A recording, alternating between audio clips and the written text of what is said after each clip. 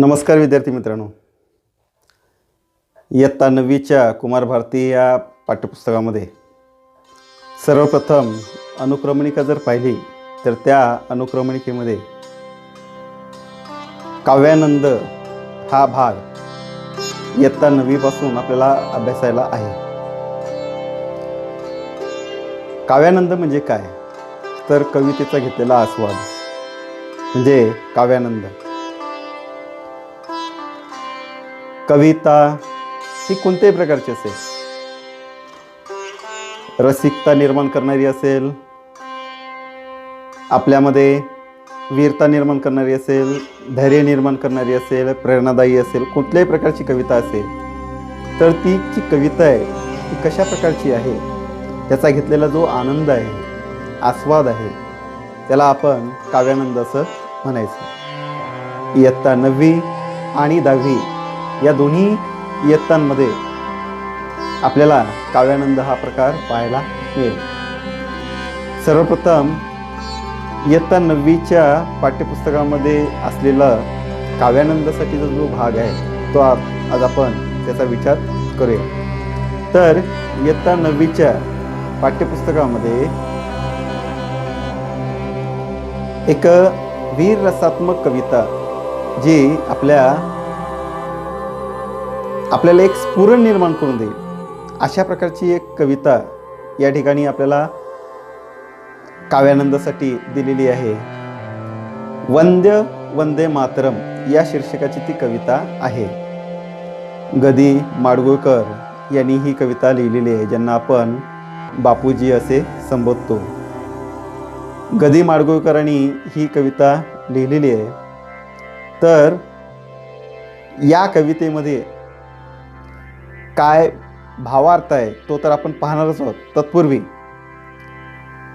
जी कविता आहे ती कविता पहिल्यांदा आपण प्रकट गायनाच्या माध्यमातून गायन करूया आणि त्यानंतर कवीचा परिचय आणि त्या कवितेचा जो भावार्थ आहे तो आपण पाहूया. वेदमंत्राहून आमा वंदे वंदे मातरम, वंदे वंदे मातरम, वंदे वंदे मातरम, वंदे वंदे मातरम. माऊलीच्या मुक्ततेचा यज्ञ झाला भारती, त्यात लाखो वीर देती जीवितांच्या आहुती. आहुतीनी सिद्ध केला मंत्र वंदे मातरम, मंत्र वंदे मातरम, वंदे वंदे मातरम, वंदे वंदे मातरम. वेदमंत्राहून आम वंदे वंदे मातरम, वंदे वंदे मातरम, वंदे वंदे मातरम. याच मंत्राने मृतांचे राष्ट्र सारे जागले, शस्त्रधारी निष्ठुरांशी शांतिवादी झुंजले. शस्त्रहीना एक लाभो शस्त्र वंदे मातरम, शस्त्र वंदे मातरम, वंदे वंदे मातरम, वंदे वंदे मातरम.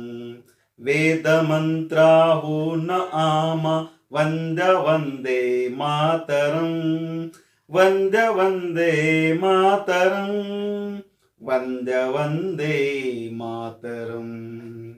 निर्मिला हा मंत्र ज्यांनी आचरीला झुंझुनी, ते हुतात्मे देव झाले स्वर्गलोकी जाऊनी. गातयांच्या आरतीचे गीत वंदे मातरम, गीत वंदे मातरम, वंदे वंदे मातरम, वंदे वंदे मातरम. वेदमंत्राहून आम वंदे वंदे मातरम, वंदे वंदे मातरम, वंद्य वंदे तर विद्यार्थी मित्रो, कविता ऐकल्यानंतर आपल्याला एक देशभक्तीचं, राष्ट्रभक्तीचं एक स्फुरण आपल्या अंगावर चढलेलं दिसून येईल. अशा प्रकारची एक वीर रस निर्माण करणारी, एक राष्ट्राभिमान जागृत करणारी आणि देशाविषयी स्वाभिमान, प्रेम निर्माण करणारी ही जी कविता आहे, ही कविता बापूजींनी लिहिली आहे, म्हणजे गदी माडगूळकरांनी लिहिलेली आहे. तर आपण सर्वप्रथम गदी माडगूळकर यांचा परिचय आपण थोडक्यात पाहूया. गदी माडगूळकर म्हणजे गजानन दिगंबर माडगूळकर असं त्यांचं पूर्ण नाव. जन्म 1919 आणि मृत्यू 1977. त्यांची ओळख अशी की प्रसिद्ध कवी, गीतकार, लेखक, कादंबरीकार, गीत रामायणकार, जोगिया, चैत्रबन, वैशाखी, पुरिया इत्यादी त्यांचे गीतसंग्रह हे प्रसिद्ध आहे. गीतगोपाल,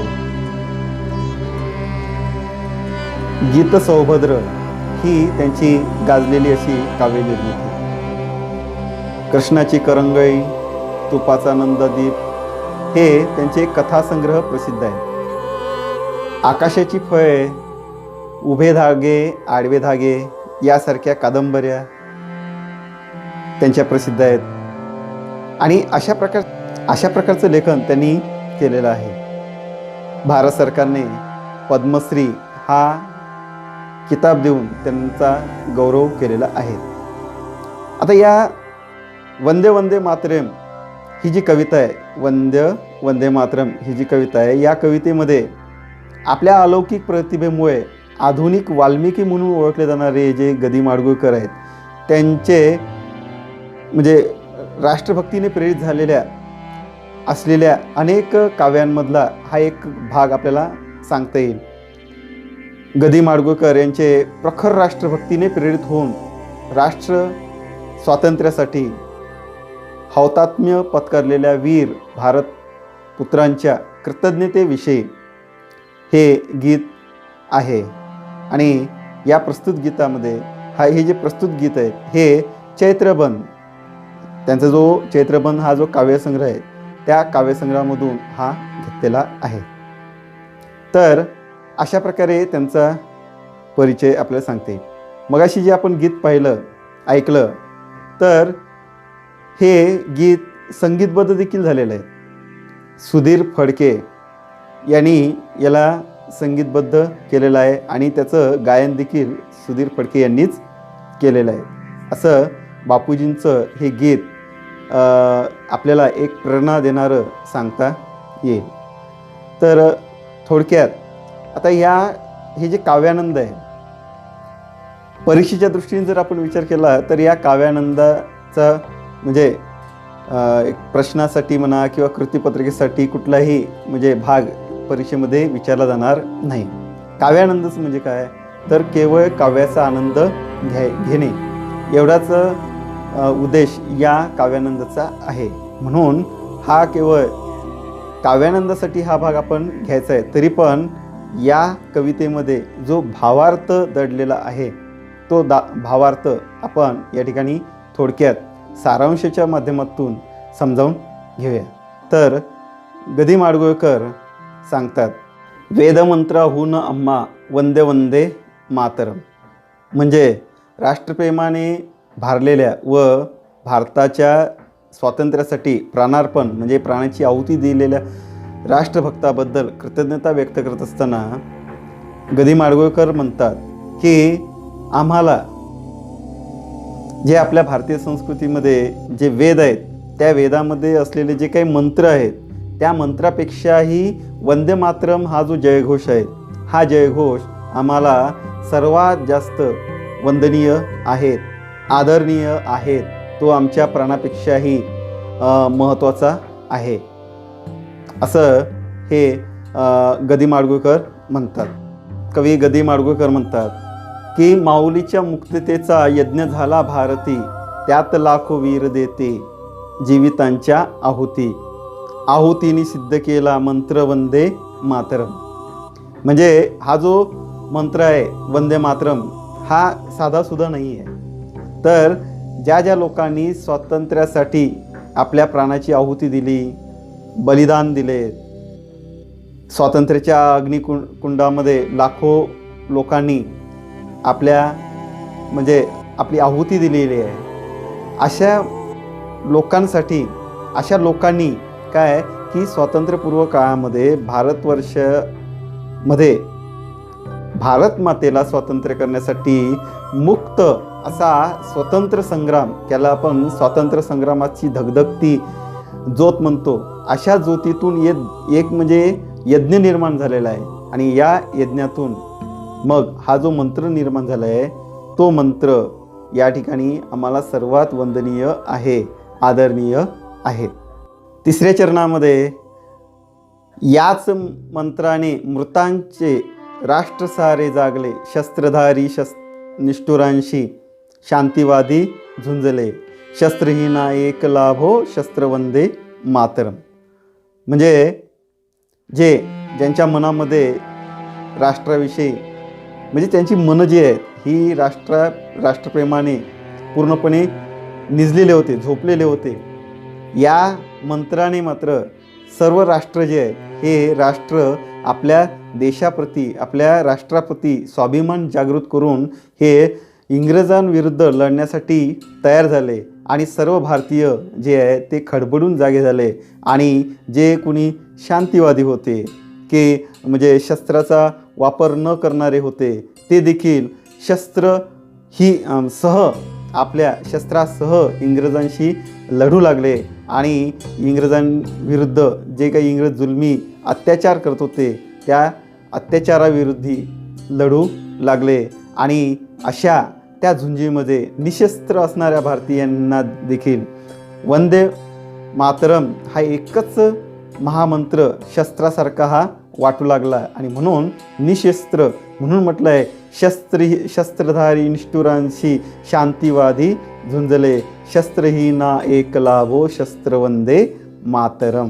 म्हणजे अशा प्रकारचा वंदे मातरम हा जो घोष आहे, जयघोष आहे, हा जयघोष सर्व लोकांच्या मनामध्ये एक प्रकारची जागरूकता निर्माण करून इंग्रजांविरुद्ध लढण्यास प्रेरित करत होता.